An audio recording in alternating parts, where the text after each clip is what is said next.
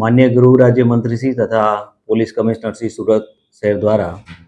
No drugs in Surat city અભિયાન અંતર્ગત કોસ્ટે વિસ્તારમાં એનડીપીએસની કોઈ પ્રવૃત્તિ ચાલતી હોય તો શોધી કાઢવા માટે સૂચના આપેલી હતી। જે અનુસંધાને અમરોલી પોલીસ સ્ટેશનના સેકન્ડ પીઆઈ શ્રી પટેલને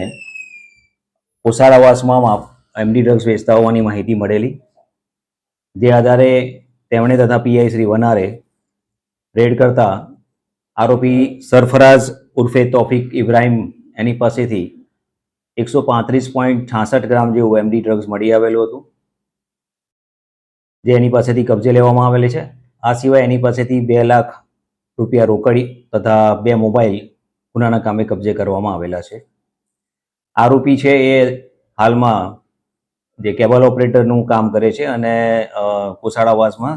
જે ચેનલનું કેબલિંગનું કામ હોય એ કામગીરી જુએ છે। આ ગુનામાં એક બીજા આરોપી જે વોન્ટેડ દર્શાવેલ છે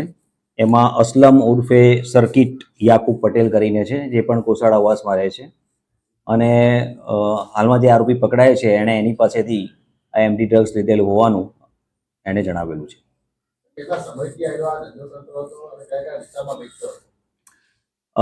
હાલમાં પૂછપરછ દરમિયાન એણે જણાવેલું છે કે છેલ્લા એકાદ વર્ષથી આ પ્રવૃત્તિ કરે છે અને છૂટક